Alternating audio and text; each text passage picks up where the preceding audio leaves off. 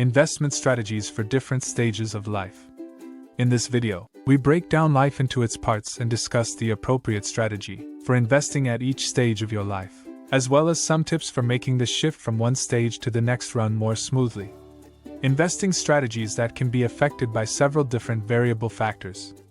Let's take a look at some of the factors that affect how we invest before we move on to discussing the different phases of life.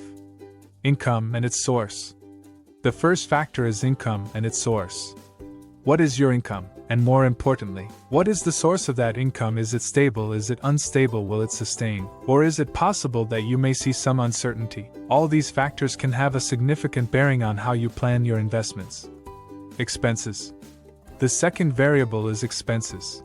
At different stages of life, your priorities keep changing, and so does your spending. In the future, these expenses may serve as a deciding factor in establishing the investment philosophy that you will adhere to. Responsibilities.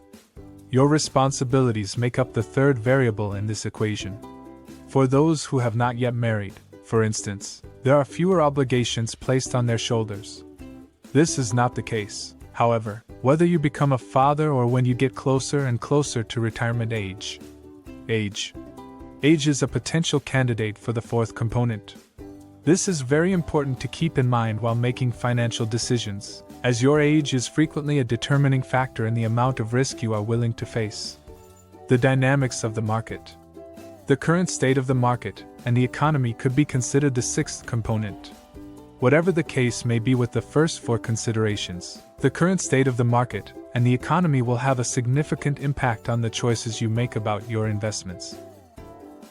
The many stages of one's life and how one should invest in them.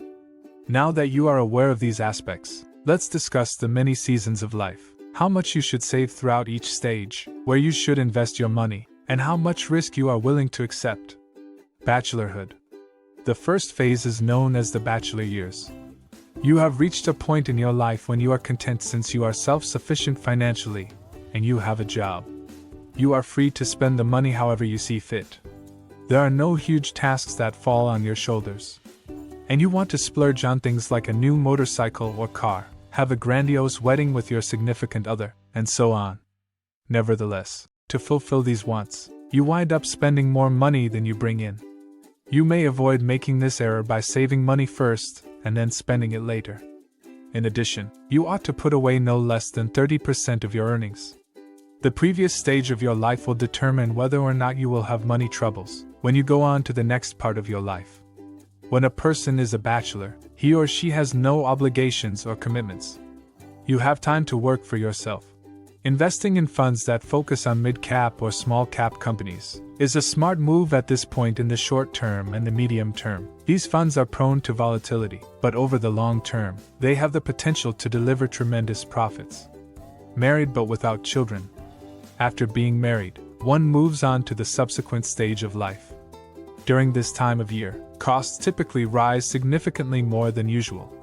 And this is where you need to be diligent so that even if your costs go up, you still put away 40% of your income.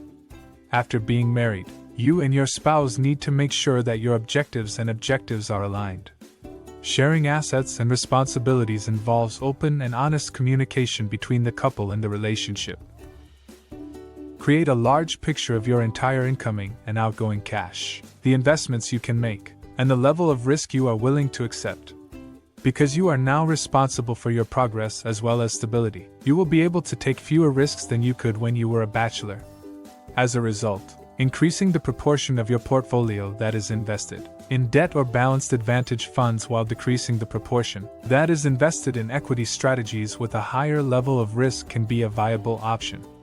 In addition to making investments, you need to give your attention to protecting your family from unfavorable occurrences. Because of this, one needs to reconsider their insurance coverage after getting married, because they now have new responsibilities. Invest in a life plan that just provides protection. Instead, replace the individual medical coverage with a family floater policy that has a greater amount of coverage. Coming into being a parent. Being a parent marks the transition into the third stage of life. Together with the happiness of this experience comes a heightened awareness of the responsibilities that accompany it as well as an increase in costs. Despite this, it is essential to keep your savings rate at the recommended level of 30%.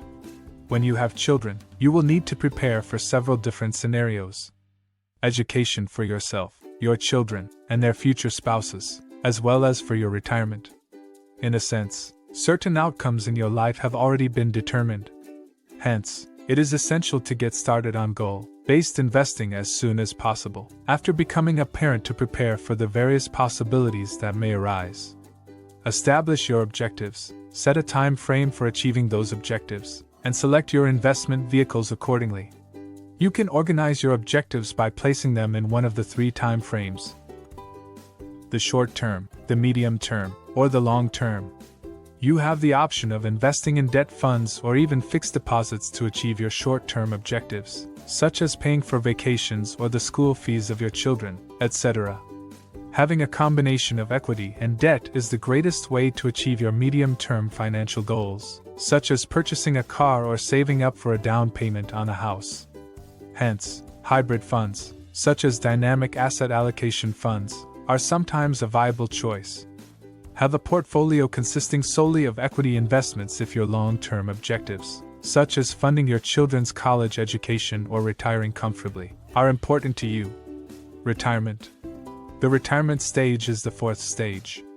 You would have nearly finished taking care of all of your tasks by the time you retired. Hence, there aren't as many duties to worry about right now. Yet, once you retire, your income will be greatly reduced, and in many circumstances, it will be eliminated. This, however, is not the situation with your expenditures. Growing medical costs might contribute significantly to an increase in overall spending. In addition, the amount of risk that you take on in your investments should be maintained to a minimum. Because of this, the amount of money you save up before you retire will determine the rate of return on your investments, the sources of income you can count on, and the rate of return you hope to achieve. In the context of shifting life stages, investing transitions, we, humans, are notoriously resistant to change. Imagine for a moment that you are a single person who spends a significant amount of money on themselves. However, all of a sudden you are married, and the responsibilities that were previously your own are now even more so. Now, if your income is almost the same as it was when you were a bachelor, you will need to reduce the amount of money you spend each month. This transition from one period of life to the next can be challenging for some people. So, it is important to keep in mind that none of these shifts should occur all of a sudden. The transition from one stage of life to the next can be made easier and more comfortable through the use of life stage planning. To achieve this goal, you might make a sample portfolio appropriate for each period of your life. Make sure you take into account the various elements that we talked about earlier. For instance, if you are paid a salary and your employer is making a respectable profit, then your income is quite secure.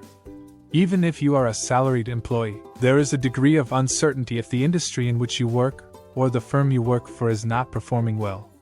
As a result, the portfolio and the investments will be distinct from one another in any scenario. What do you think about this video? Do let us know in the comments section below. If you enjoyed this video and want to hear from us again, be sure to hit that subscribe button before you go.